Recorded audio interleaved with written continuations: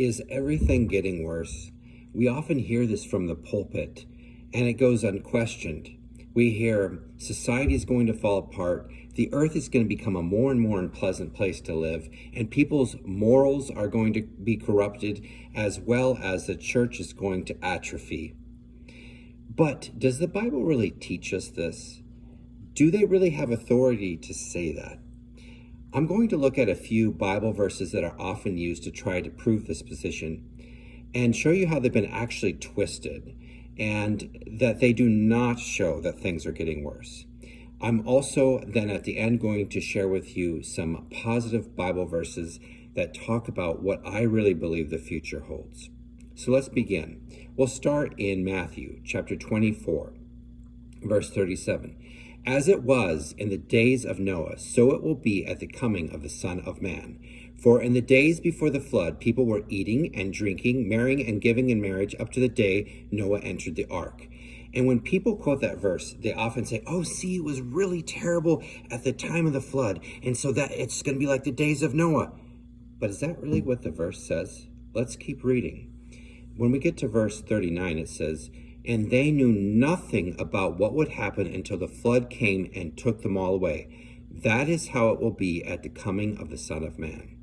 So to me, the point seems to be those people were going about their everyday life, and his judgment was a surprise. His point to me seems to be that when he comes again, it will be a surprise. People could say peace and safety because the times wouldn't be super horrible, but they wouldn't realize that they were really in danger for the judgment of God. So let's go on now to 2 Timothy chapter 3, where there's several verses that are often used to try to prove things that are getting worse. Verse 1, but mark this, there will be terrible times in the last days. And then he goes to list a bunch of horrible things that people have done since the beginning of the world. Now, this verse is often used to try to say, see, things are going to get worse. But a question I have for you, does it actually say things are going to get worse? Or does he just say that there will be terrible times? And what will these terrible times consist of? They will consist of people sinning in the same way that they have since the beginning of the world. He doesn't say there will be more terrible times or worse terrible times.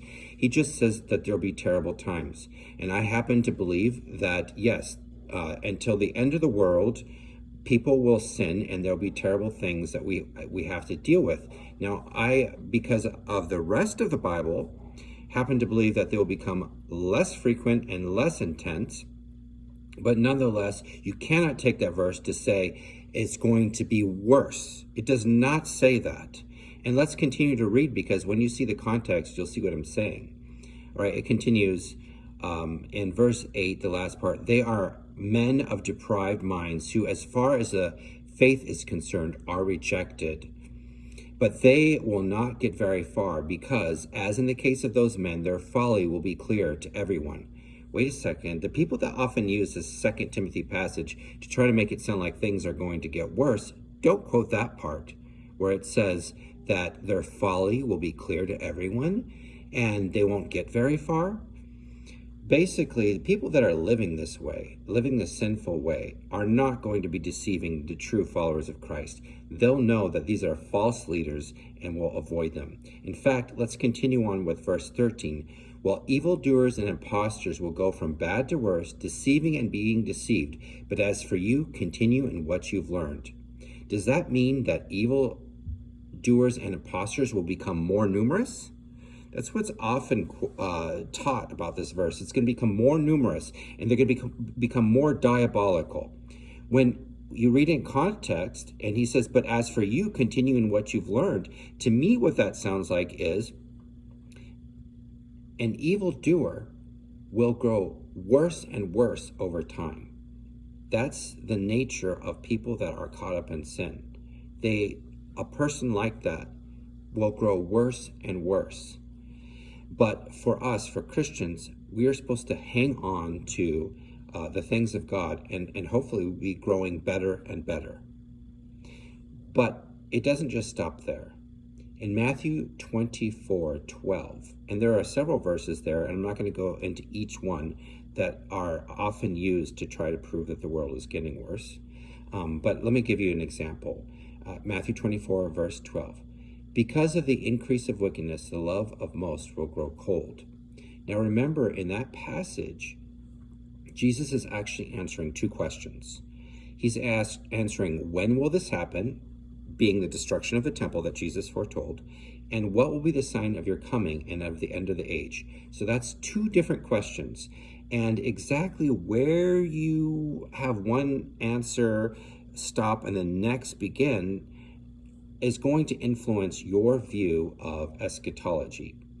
I happen to believe, and I'm going to actually do a video of Matthew 24, and I'm going to exposit it for you. So I'll have a more thorough explanation later. But I happen to believe that all those things, like because of increase of wickedness, happened to be about the fall of Jerusalem and the destruction of the temple in 70 AD and the conditions in that area at that time. But again, I'm going to do a video to do this more in depth later. So what about Bible verses that seem to prove things are getting better and better? And there's so many of them that I'm not going to actually cover them all here or I'll drive you crazy. But here's a few examples. Jesus said the kingdom of heaven is like yeast.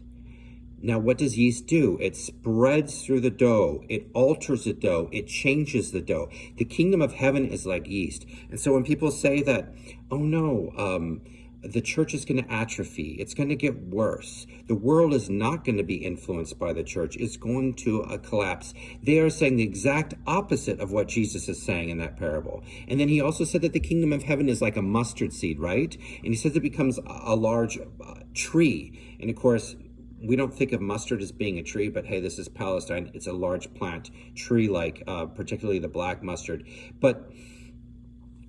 And the birds and the animals take refuge in it. That does not sound like a shrinking kingdom. Jesus didn't come and then things have gotten worse since. That's ridiculous. His kingdom has grown. In fact, in 1 Corinthians 15:25, it says, for he must reign until he has put all his enemies under his feet. That sounds like a gradual, progressive process, a positive one. Jesus is reigning until he puts all his enemies under his feet. And the last one is death. And I'm looking forward to that. Also in Isaiah chapter 2, it says, in the last days, the mountain of the Lord's temple will be established as the highest of the mountains. It will be exalted above the hills, and the nations will stream into it. Then verse 4, he will judge between the nations, and he will settle disputes for the many peoples. They will beat, their swords into plowshares and their spears into pruning hooks. Nation will not take up sword against nation, nor will they train for war anymore. And I'm looking forward to this. I believe with God's power, with the gospel going out and changing people's lives, that this is possible. I'm Jim, and this is the end times from a positive biblical perspective. Like my videos, subscribe. We'll see you next time.